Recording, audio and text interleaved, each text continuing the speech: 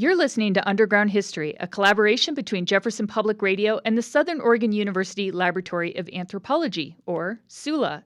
I'm your host, Chelsea Rose, and each episode we take a deep dive into little-known aspects of history in Oregon and beyond. I'm joined today by my friend and colleague, Doug Wilson, who's an adjunct professor at Portland State University and author of the new book in the American Experience and Archaeological Perspective series entitled Historical Archaeology of the Pacific Northwest. Doug, welcome to the show. Thanks, Chelsea. Great to be here. Yeah, so glad to have you on again. So I wanted to start out with how you ended up writing this book. So you've worked for the National Park Service for many years. You're faculty at the Portland State and have taught fabulous public archaeology field schools, which we've had on the show before. And of course, you and I have been participating in conference sessions and outreach events together for more than a decade. So I know you have the chops to tackle this topic. But does this book represent the first comprehensive overview of this body of scholarship to date? Yes, it does. And it's interesting how it came about. Oftentimes when I'm working on a really intense project or a really big project, there'll be something on the outside that kind of interferes and comes in and mingles with this, intensive focus on a project. And for this one, it was the pandemic, which, of course, was this horrible, stressful, anxiety-ridden time. And right in the middle of that, my beloved mother-in-law, Mickey, passed away. And so there was this really, bummer time. And out of that, the series editors came to me, Michael Nassani and Krista Rosiski, and said, "We've got this project for you." And it was this fabulous gift to be able to focus on the historical archaeology of the Pacific Northwest and take away some of that underlying stuff that was going on in the background. And really, in a sense, it was healing. But of course, I had to drop absolutely everything. I didn't do it as part of my regular job. I did it in the evenings and the mornings and on the weekends. And so, but it was an amazing opportunity and an amazing process. And I'm so glad that we have this amazing resource now. But I wanted to just define for our listeners what we mean when we say historical archaeology. So it's kind of an antiquated term that encapsulates different timeframes depending on where you are. So I wanted you to start off with telling us what it does and doesn't mean to you, and when you were thinking about the timeframe of this book. Right. That's a great question. So historical archaeology is, in fact, kind of this antiquated term. It goes back to, last century and really is associated with the study of material things, which is what archaeologists do, and people, obviously, but also with being able to look at historical and documentary records, as well as oral traditions. And so in the past, it was identified as the time, basically, when Europeans came to North America. And in its early days, it was really focused on kind of the United States and Canada. And through time, it's built into other colonial places. And now it's more interested in not just the colonists that came to a place like the Pacific Northwest within the last, say, 250 years, but is really focused as well on, the indigenous people in history and really extending their history into the current day. Yeah, and I think that that's why you were such a great person to kind of do this, because I think a lot of times, for folks, sometimes historical archaeology is shorthand for like history of white people, and that's not true. You've done so much work at Fort Vancouver and other places, really making sure that indigenous and multicultural history is really told, as part of the settler colonial history too. Yeah, it's definitely my experience working with tribes today and kind of the evolution of who I am as a researcher really, I think, impacted on how this book came out and the notion that, indigenous history didn't end when white people showed up, but is continuing, and that the communities and nations are very vibrant and important today is really important to understand, as well as, many of the other people that came to the Pacific Northwest. I mean, in a sense, the history of the Pacific Northwest is a history of diversity. diversity of, resources, of natural and cultural resources, but also of people and all the many people that have come to this area to call this place home. And obviously the indigenous aspects of that are incredibly important for, how we understand this place today. And that's a great segue to what I wanted to talk about next and thinking about historical archaeology as this field. And it's come a long way in Oregon over the course of my career. And one of the things that it's one of my pet peeves is that still most people call it historic archaeology. And a couple years ago, I made the State Historic Preservation Office update their terms. And I told them I was going to fine them $1 every time they got the term wrong. But it might seem finicky, but it really matters because it's one of the central tenets of our discipline. And that's that we're not just interested in historic sites, which often are limited to the rich and famous or infamous even, but our focus is on historical sites. And that really broadens our mission to tell the stories of everyone, the unnamed, the famous, the not famous, the poor or the rich, the fourth generation, pioneer in one area or somebody just passing through. So can you speak a little bit to how that is reflected in the sites and themes you chose? Like, how did you try to tell the history of all the people that have been Oregonians at one point over time? Yeah, it's interesting because in the early days of historical archaeology in the Pacific Northwest, it was all about kind of the white, big men leaders, the John McLaughlins or the Jason Lees, and many of the, earliest sites were places that they had worked and lived and led. But certainly, archaeology in general is really well placed to look at the people's belongings and possessions that they've left behind. And those tell us a story that's much more rich and nuanced than just the focus on the few, white individuals who came here and did something, as well as, the mythology that's built up around those people. And so by looking at these, past belongings, we can make connections to, groups of people that maybe didn't leave a written record, or they may have left an oral tradition, or they may have left the area and their oral traditions are, far away and dimly known. And so by looking at the material things that are left behind, archaeologists can really begin to understand how people lived, what their practices were, and how they built communities. And I think that's the real beauty of historical archaeology. You're listening to Underground History on the Jefferson Exchange. You can find us online at jeffexchange.org. I'm your host, Chelsea Rose, and today I'm speaking with Doug Wilson about his new book on historical archaeology in the Pacific Northwest. So, yeah, that gets to, another thing I was thinking about is like lots of people have written about the history of the Pacific Northwest, but you really frame yours around material culture, and that kind of gives you your edge, so to speak. And like you were saying, it's like, how do these belongings tell us about the people in the past? And just last week, I was in part of a discussion group with some of our students, and we were talking about how history is framed in museums and how that really can impact the way communities understand history and see themselves over time. And I threw out the idea, okay, now instead of thinking about photos and documents, how do you explore these ideas using buttons? And people were like, what? But, the more we start talking about it, it's, it is clear because buttons can reflect clothing and industry and economies, and they can be documents of the past. So do you ever get pushback, or how do you navigate like suspicion that we are sometimes faced with when we build these histories using broken bottles instead of census records? Like, how do you legitimize trying to tell these big stories using these little fragments of everyday lives?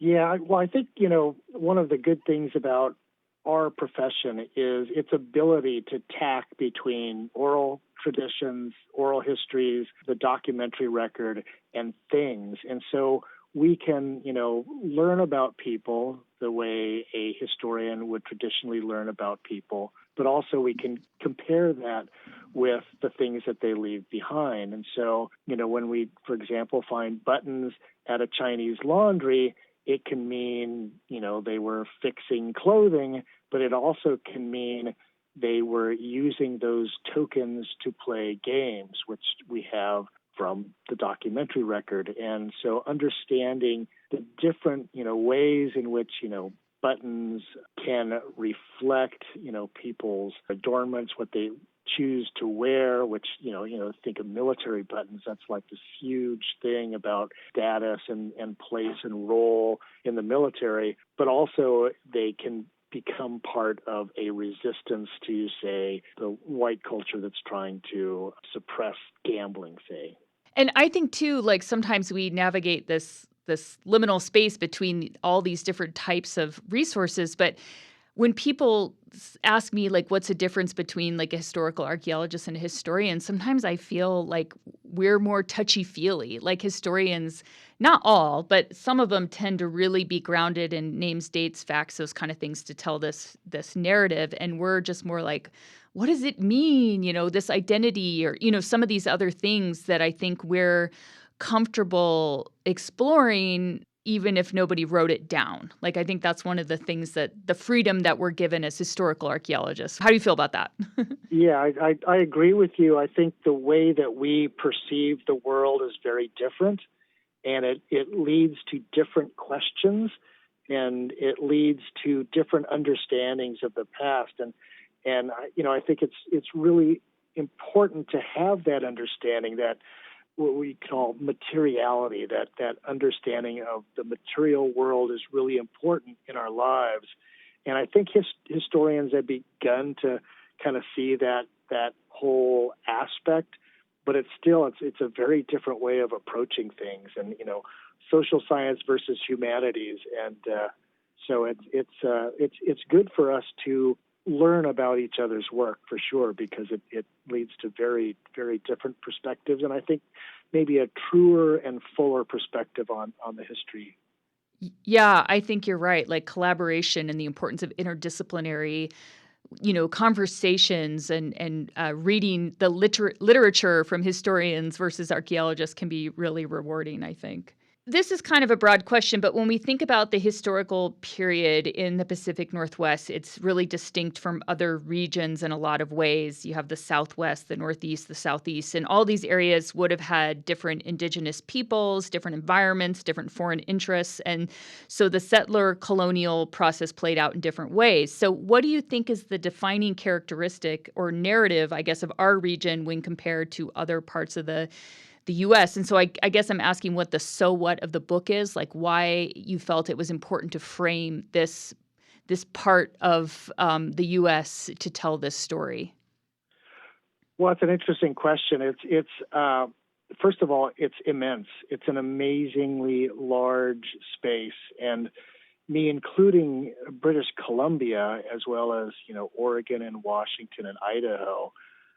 Is a very, very large space, but it's technically, if you go from the southern border of Oregon all the way to the top of British Columbia, that coastline is larger than from Florida to Maine, right?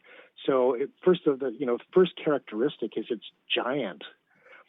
The other characteristic is it is incredibly diverse, that it represents, these coastal environments and rainforests and, coastal mountains and interior valleys that are incredibly fertile, and then, eventually to the Rocky Mountains. And so there's these incredible variations in environmental zones, but the rivers connect the places together. And so, whereby some researchers, look at just the coast and some, look at the interior, a lot of times these areas are connected culturally through people moving products from the interior to the coast and from the coast to the interior. And it's really the rivers that cross-cut these environmental zones that make it this cohesive place that's important to study as a whole. And that was kind of the impetus for me to do that. The other aspect of that is obviously the natural environment. We're in the Pacific Northwest. Population densities compared to elsewhere, particularly in the East, are much lower. And the natural environment is omnipresent. It's everywhere. You see, volcanoes on the horizon. You see, beautiful, large, massive forests. And people today are really connected to that environment. And I would argue in the past, they've also been closely connected to that environment.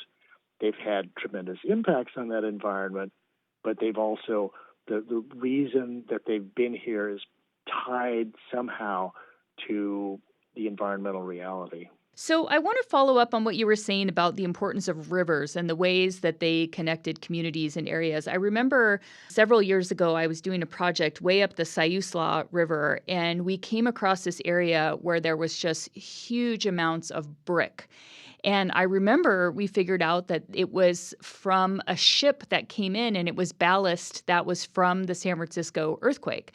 And it was just kind of mind-blowing to think about in the early 20th century that these ships were coming all the way up here from San Francisco. And you just realized how much the rivers and these waterways really did connect what seems really remote even today with the faraway markets and even international markets. And that really, I guess, where rivers were and where these navigable bodies of water were really did imprint on the way the state and the region has developed over time. Because if you were near somewhere where a ship could get, that's more likely where the cities are located, right? Right, exactly. Yeah, the rivers are incredibly important in terms of allowing a transportation route crossing through the regions. And so you get, like the Fraser River up in British Columbia, or the Peace River up above, which is where the first fur traders came into the Pacific Northwest,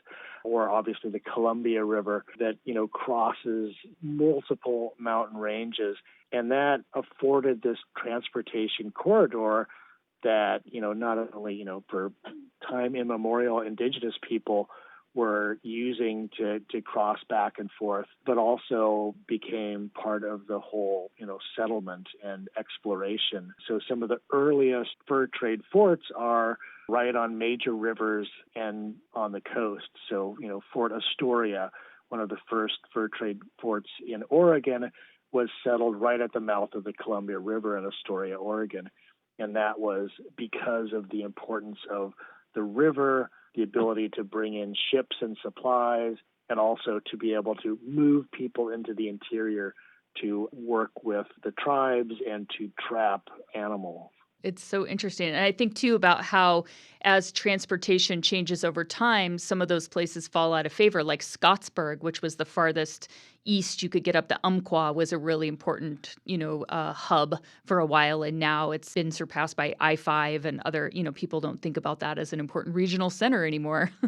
Yeah. That, once you get better roads, and in particular railroads, Yeah. then, railroads are the new rivers, right? They're the things that are moving people and products back and forth. And so those early roads that are established, oftentimes by the U.S. military, or in the case of British Columbia, by the Royal Marines, are incredibly important for moving people to new areas to do things. For, example, getting up into mining areas, Fraser River, but then also the roads that allowed you to move people into the interior to do mining were incredibly important. And then you also get, when you get the railroad, especially capitalism and corporate interest, because it's not just where the railroad happens to go. People can put it somewhere on purpose to bypass a town or go near a town. That's kind of haunted Southern Oregon because the railroad ultimately ended up bypassing us and going over to Klamath Falls. So it's interesting how that all plays out over time. Absolutely, yeah. And some of the early communities associated with the railroads are really interesting in how they grew. And certain places like Boise, which started out as just kind of a subsidiary post that was feeding some of the mining communities up in the hills, suddenly became bigger and bigger and survived and tied into the railroads and became the biggest city in Idaho. So, and likewise, the Dalles, the Dalles in Oregon became this central transportation hub, which was, not only supplying miners out in eastern Oregon and Idaho and Washington, but also were tied to, new peoples coming in and new products and services and those sorts of things. And so I think it's really interesting, looking at the Chinatown and the Dalles, which was not a giant Chinatown, but it was just this really important community associated with, kind of this intermediary area that's supplying, the mining. And one of the things that just astounds me is that there were so many Chinese Americans in Oregon, particularly in eastern Oregon, but also in southern Oregon at the time of the gold rushes, and in some cases became the dominant part of the community. And, you go out there now and there's not many Chinese, and you wonder to yourself, well, why is that? And so through looking at, documentary records, but also looking at the material items, you can get a better feel for the Chinese American or the Japanese American or the Basque, ways in which they came into the country and survived their practices, and then how they wound up where they are now, right? Yeah, I mean, that's such a good point that if you were just to look at the documentary record alone, you would not, see the evidence of all these folks living in these places. And archaeology really does force us to take a deeper look, read between the lines, and really interrogate, census records, newspaper accounts, all those different things to see, how their biases might be covering up other stories of people that were here over time. That's very one of the things that I love most about the work that we get to do as historical archaeologists. So we were just at a conference in New Orleans together, and you had a section in your talk that you gave, which was listing some of the things that you hoped would be considered or done or prioritized as part of the upcoming sesquicentennial celebrations. Did I say that right?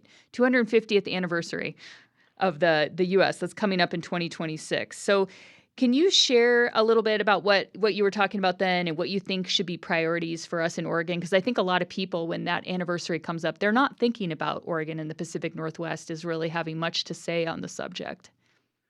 Yeah, the sesquicentennial is coming up. It's a really important, I think, landmark of, the United States and what it means to be an American. 200 years ago, though, this year, Fort Vancouver was established, and Fort Vancouver was a major fur trade post. It's one of the first sites to be archaeologically studied by historical archaeologists, and it's connected to a lot of the things that are really associated with how people 100 years ago commemorated the centennial or the bicentennial, 150th of the United States. And so, if you look at how people celebrated 100 years ago in Vancouver, there were all the local historical societies, there were all of the local community members, and they did a pageant and they did a parade and they had a monument. But the thing that was different about that is that it was a time where the people that were there that had the voices were people that were not there at the fur trade period when the actual fur trade fort was there. Many of the British colonists had left. Many of the indigenous people and even Native Hawaiians that were, working in the community wound up on, in Native American reservations, or in some cases people, were absorbed into the community. But those voices were really kind of absent. And so they had this pageant and, there was this deal with fairies were really in. And so the first act of this pageant was a bunch of girls dressed up as fairies dancing around, which is a really, English sort of thing. It has nothing to do with the Northwest, really. And then they had, white girls dressed as Indian women, and they had, local, men from the community were dressed as indigenous people. But the indigenous people didn't really have a say in that. And so, one of my recommendations for, the celebrations, this year as well as the following year for the American sesquicentennial, is to really bring in those other voices, that the communities that really form the heart of kind of this history, this colonial history of the Pacific Northwest, and to reflect on not just the point in time of the colonies, but also the before time and where we are today. And so that's my hope for our work, is that we will be welcoming of many different voices and be able to tell this rich, nuanced story. And I really hope that historical archaeology can form a part of that, because we can tell the story of people whose voices are maybe not reflected in the written records. Yeah, that's such a great opportunity for this conversation and for things to kind of be on the radar on a larger scale, thinking about let's all reflect back and see what this place was like and how we got to now from that period of time. So I think that's awesome. So to loop back to your book in the last few minutes that we have, this must have been like you said in the beginning, it was like a great excuse to really dive in and do this literature review across this whole region and across probably 50 years worth of archaeology, I'd assume. So, I know that some of Sula's work in Jacksonville and on the Rogue River Wars made the cut, and a lot of really fabulous work that have been done by colleagues, past and present. But can you tell us a highlight or two, or maybe something that you learned that you didn't realize about in the historiography of the historical archaeology of this region until you read or prepped for this book? Yeah, I thought I knew everything when I started this, and quite quickly realized I didn't. But obviously the experiences of Chinese Americans in the Jacksonville area, that was a huge thing tied to your work and the work earlier by Julie Shablitsky and others at the University Chris of Oregon. Ruiz, yeah. Yeah, Chris Ruiz, and that was really important, I think. And I knew kind of about it, but I didn't know the depths of it. And so I was so happy to be able to read some of the writings that you've done most recently on that.